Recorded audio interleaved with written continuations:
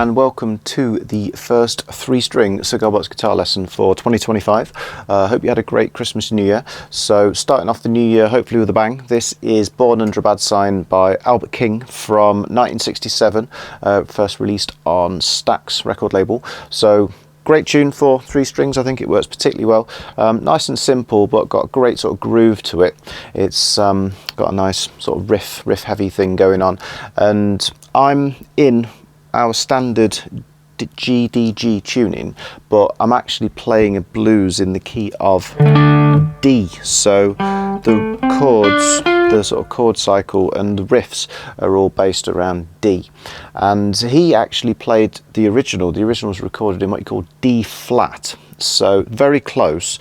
And if you learn this along with the main video, and then when you're ready to play along with the original track, what you can do is you can detune your guitar by the equivalent of 1 fret. So you can go down to G flat, D flat and G flat, and that will be fit perfectly along with the track. And so I'll cover the structure in the main video so you can jam along with Albert and the rest of the band, have a great time. Your tuner might tell you F sharp, C sharp, F sharp, but it's the same notes as G flat, D flat, G flat. So I reckon without further ado, let's crack on with learning the tune. Okay, so here's our tuning. We've got low G, string 3, middle D,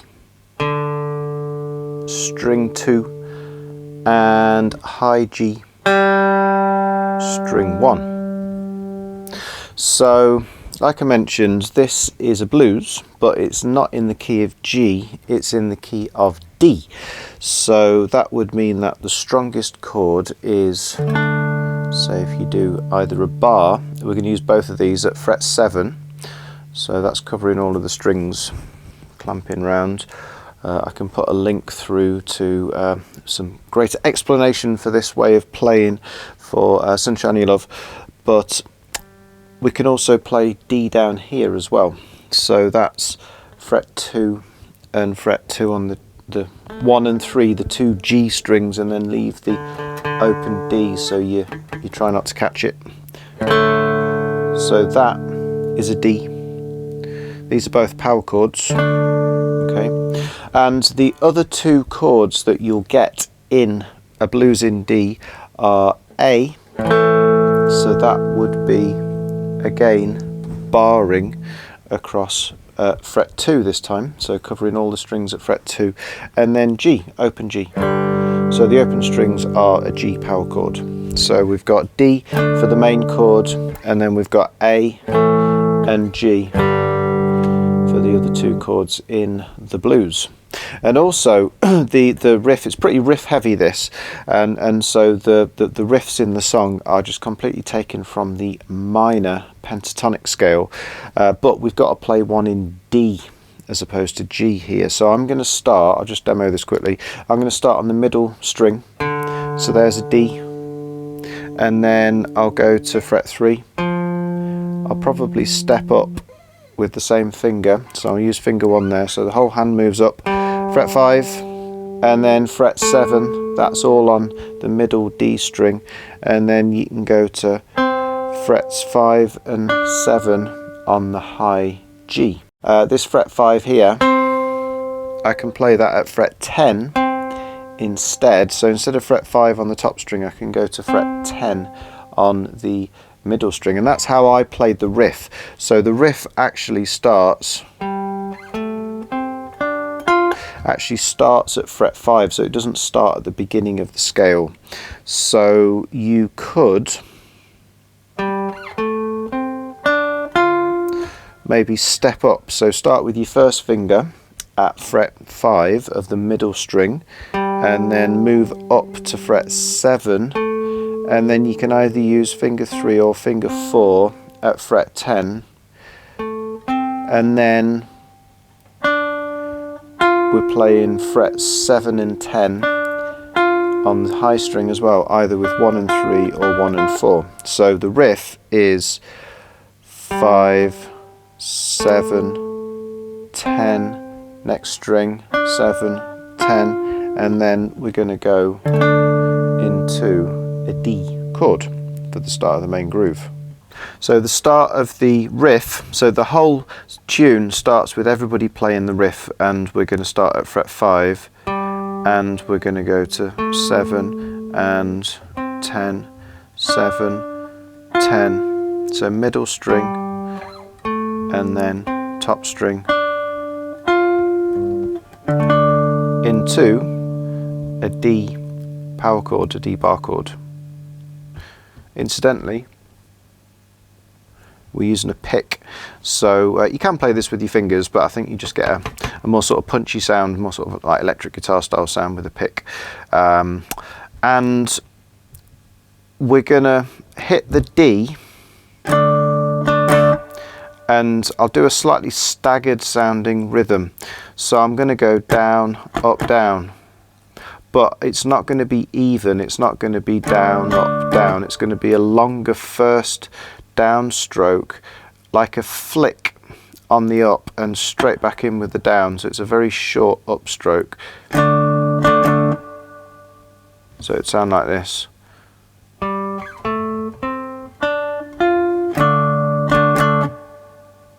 Okay, and there's another riff which can take us all the way down to that other D chord that I showed you. So we can play this riff entirely on the middle string, and we can start from the same note. So we started the first riff from fret number 5, but I'm going to go up to 7, but I'm going to use a different finger. So I'm going to use finger 1 at fret 5, finger 3 at 7, finger 1 at 5, and step down to 3 because we're dropping down. That is kind of landing on the D, what you call the root note of the scale.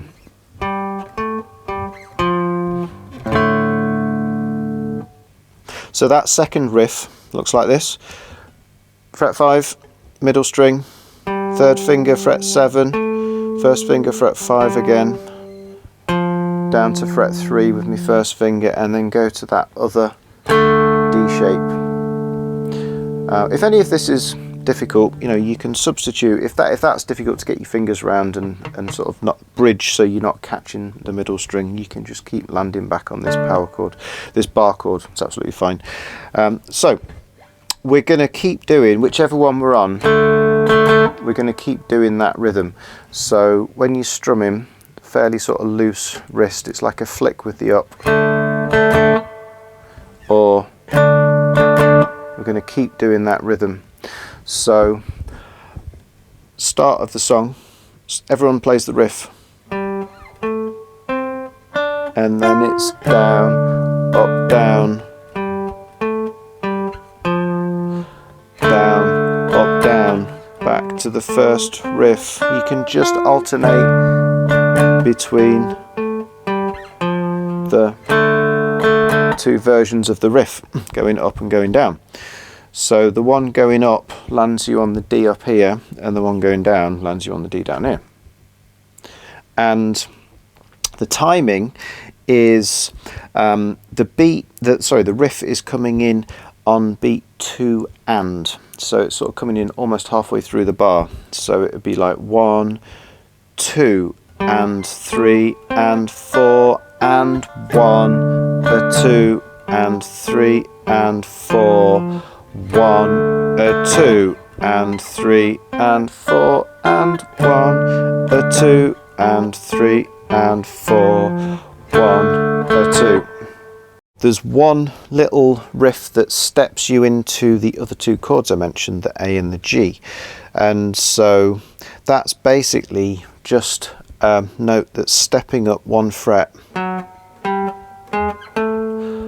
a time like that. But we can potentially fill it out a bit. So that was fret 4, 5, 6, and it's kind of landing at fret 7 because that's like going to an A chord effectively. But we're going to play it down here. But what I can do is to fill it out a little bit. I can play all of those notes, but I'm actually going to keep the pinky, I think this is the best finger to use, at fret 7 of the high string. And I'm going to try not to hit the bass string. I'm going to play the top 2 strings. So I've got finger 1 at fret 4, and then I've got finger 2 at fret 5, not moving this one, and then I've got finger 3 at fret 6. But instead of arriving at fret 7 up here, when I hit this is actually the start of the A chord. Now I think this bassy A sounds better, and it's a bit easier to play as well. So I'm not actually going to arrive at 7. I'm actually going to arrive at the A chord down here instead. So the main notes that we're using going into the A are middle string 4, 5, 6 into the A. I was just filling it out, little finger fret 7, and only playing the top 2 strings 4, 5, 6 into the A. Okay, timing wise, we go into this little transition bit into the A after the lower descending riff. So if I start with the higher riff, then I'm going to go lower. So this time, so timing wise, that sounds like I'm going to go straight into the low riff. So 1, a 2 and 3 and 4, 1, a 2 and 3 and 4 and 1. So those notes are all on the off beat. So I go down, up, down. That's what 1, a 2 and 3 and 4 and gives it a nice sort of bouncy feel. So like I said, I'll put all of this together in a minute, but the strumming on the A, so we'll do the same long, short, long. So long down, short up rhythm that we've been doing on the D chords. When we get to the A, I might hit a bass, so you can do a full strum, so down, up, down, bass, chord. So that's down, down. So 1, a 2 and 3, 4, 1, a 2. So we can pass through fret 1 on our way to land on the G, the open G chord. So it's 1, a 2, bass, chord, fret 1, 1, a 2 and 3. Same rhythm on the G. So that would be full strums 1, a 2, and you can sort of clip the notes to make it a bit more punchy, a bit more bouncy. So it's 1, a 2 and 3, and then that's a real classic sort of bluesy thing. The second note in the scale, which happens to be the 3rd fret, you can give it a tiny little tweak, so potentially just gently pulling it down, landing on the open D, but you're actually going to land on the D chord.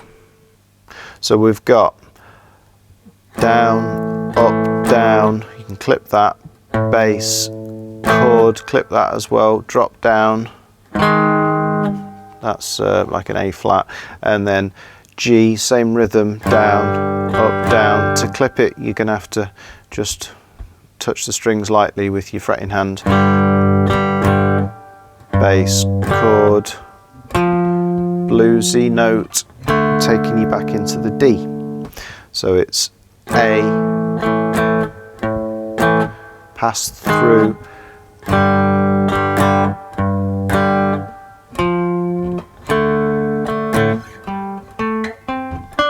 back to your main riff, and then there's you don't finish the riff off, there's just like a little, again, sort of bouncy offbeat pickup. So the final riff is fret 5, 7, and then just fret 5 on the high string twice.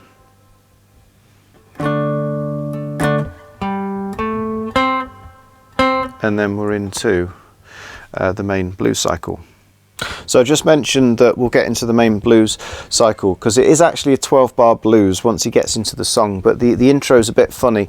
So I will just go through the intro cycle now, which takes in all of those elements that I have just covered. So starts with the riff on its own, so it'd be like 1, 2, everyone in with the riff, then go down low to the other D chord, go to the high riff, and then he starts singing here over the first low riff, then go high again, and then final low riff, and then into the transition to A, G, and then finish off back to the high riff, and then the little clipped riff, and that is the start of the main 12-bar cycle, that last D I've just landed on, and that is the verse and going into the chorus, and the rest of the song just keeps going round the 12-bar at that point. So all of that intro would be 1, 2 and 3 and 4, and going to the low riff, low D, back to the high riff. So he starts singing at this point, go back to the high riff, and then low for the last time, and then the little transition to A, G, back to D, low D, let's go high for the riff, and then the little clipped riff, and then we're into the start of the main 12-bar. So it's got a really nice kind of repetitive groove, this tune, and so he's actually staying on D for 8 bars, and then it's only going to A, G in bars 9 and 10, and then a couple of bars for the main groove again, so it's nearly all on the D. And so all you want to try to remember is exactly which version of the D riff you're going to play which time. So we've got the clipped one, which is 5, 7, 5, 5 twice on the high string. So that's actually the one that he starts the verse with. So we're past all of that introduction now, and we're going to do this clipped riff 3 times, and then we're going to go up to the high riff on the 4th time, and then I'll just explain what happens after that. So we've gone A, G, back to D, and then the first time you hear the clip riff, that's the end of the introduction. And so I'm starting right from the beginning of the verse here. So same strumming, clipped riff the first time, second time, third time, 4th one I'm going to the high riff, 5th bar low, 6th bar is high, 7th bar is low, and 8th bar is that ascending transition, 9th bar is A, 10th bar is G, 11th bar is the high riff, and the 12th bar is clipped, and we're off a game. And whether he's singing or whether he's doing a lead solo over the top, that exact sequence of riffs repeats throughout the tune. Final time here is that main verse 12-bar cycle. So starting on the beat, so 3, 4 chord, do the clipped riff, second time, third time, fourth time is the high one, fifth one is low, sixth one is high, seventh one is low, and transition to A, down to G, and then a couple of riffs at the end, high, and then the clipped one, and then you start again, so you keep going on the clip one for another 3 times. That is the tune. Okay, that's it. I hope you have fun learning that tune, and next on the list we are sticking with some blues, and I reckon we might feature for the first time the one and only Howling Wolf in the next video, so watch this space and I'll see you here again very soon on Chord Tuition.